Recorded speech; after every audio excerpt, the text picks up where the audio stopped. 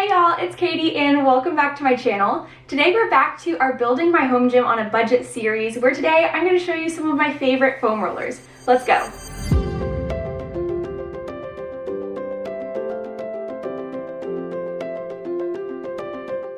So today is all about foam rolling and what's called SMR.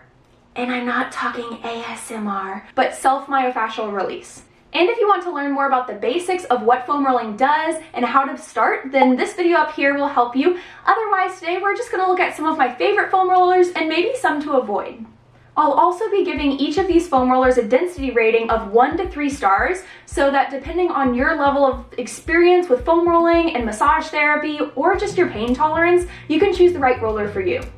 1 star is the lightest density, and this is the best place for beginners to start, while 3 stars is going to be the highest density, which is more for deep tissue massage and those who are already acclimated to foam rolling or deep tissue massage.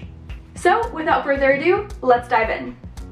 My first roller here is my squishy, this is what I call it. This one is a 1 star on our density rating, and this is the most basic type of foam roller you can find. And this roller is super soft because it has a denser core, but the outer lining of the roller is a lighter density foam that will get into the muscles a little bit less, giving you a lighter pressure massage. And that's what makes it great for newbies or just tighter muscle groups that might be a little bit more painful to roll. This one is especially one of my favorites for the IT band because mine are notoriously tight, and this one is a great roller specifically for those tighter areas. Our next one is a high density foam roller, and these are super common at local gyms and athletic stores, and they are really affordable too. You can use these for pretty much all of your major muscle groups, and they are a really great addition to your home gym and a great starting place if you're looking for something on the more affordable side.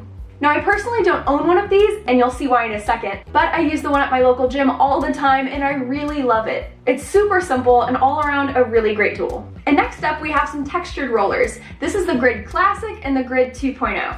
So I'm going to classify these in the same category because they both fall under what's called a textured roller. And that just means that the surface of the roller has some different texturing on it so that it has these ridges or bumps that kind of work into the muscles a little differently than a flat surface.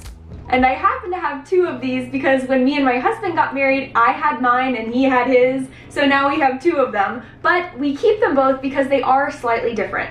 First off, the Grid Classic has almost the same density as that previous roller, the high density foam, so it has a 2-star density rating, which is why I only have the one and not both of them. And you can see it has the same high density all the way to the core of the roller. It's the same foam. With the Grid 2.0, this one is a lot denser because it's hollow in the center. You can see all the way through it because it has this plastic PVC lining on the inside and then has the layer of foam over that. So that makes it even harder to work deeper into the muscles, which is why this is my favorite personally. And both of them have this grid texturing that's supposed to mimic massage therapy in a way, which is kind of cool. But there are plenty of other types of textured rollers out there. Some have these dramatic looking spikes and they almost look like torture rollers. I personally wouldn't recommend these for beginners just because that puts a lot of pressure in one spot when you're rolling across the muscle, and that can be pretty uncomfortable at first. But if you really like those and that's your thing, then go for it. And the next one is stick rollers. And the stick roller that I have is called the Tiger Tail, and this one has a higher density foam across the middle section of the roller, but it spins freely kind of like a rolling pin. So as you're rolling out your muscles, you're able to just put whatever pressure you want into the roller, but you can also moderate the pressure you're putting in by how much you press on it. So that's the nice thing about a stick roller. And this one is brand new. I just got it for my birthday and I love it so much. I keep it just by my couch so when I get home from the gym in the evenings or at lunch, I can just roll out and it's right there and convenient. Plus it's the perfect size for a gym bag, a backpack, a suitcase, whatever. I've already taken on a couple road trips and it's been really nice to be able to roll your muscles out after a long day in the car. So while the Tiger Tail is really high quality, it also has a higher density foam. It's a 3-star rating on the density scale, and it's a little bit on the pricey side, but there are plenty of other options when it comes to stick rollers. They come in lighter density options and cheaper options out there. But just to warn you, make sure you find a foam roller that has a continuous piece of foam across it. You don't want to find one with beads or segments of foam across the middle, because when you do that and you're rolling out, you might accidentally get your hair tangled in the beads, and then it pulls and it's really painful. Even my husband's used them before and he's gotten his leg hair stuck in the roller, and that's really not a fun time. So make sure you find one with a solid piece of foam across it so you don't run into that issue. And next up here we have some massage balls. These massage balls by Trigger Point Therapy are my favorites as well. They are super portable and they're a 2 out of 3 on the density scale.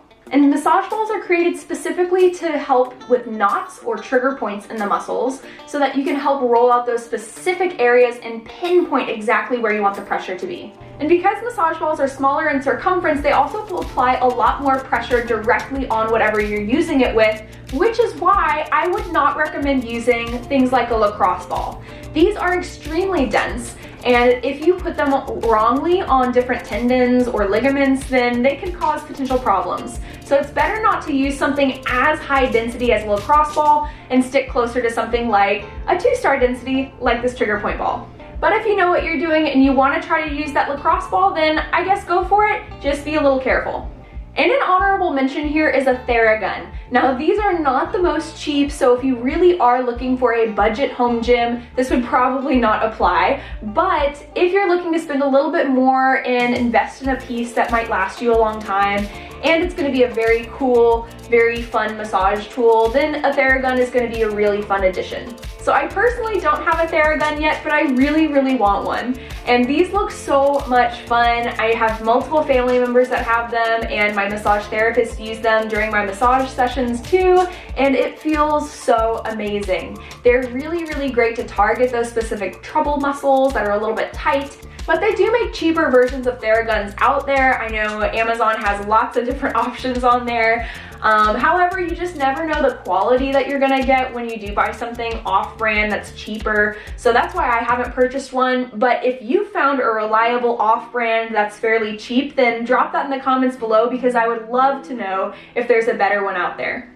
It would be awesome to be able to do a whole video review on one. Otherwise, a Theragun review is gonna have to wait for another video on another day, but oh well. So there you have it, my full foam roller lineup. These are the ones that I use all the time and I really love, and they've been a really great addition to my home gym. Some of them are not the cheapest options out there, but I know that they're really fantastic quality and they'll last me years to come.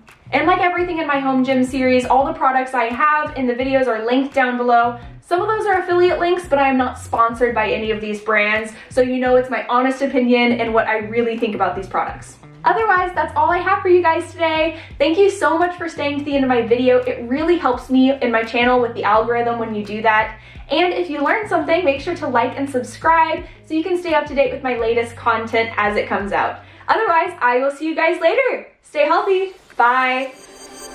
I can't really do the hand thing anymore because now that I'm using a new camera, it's like way far away. Whew.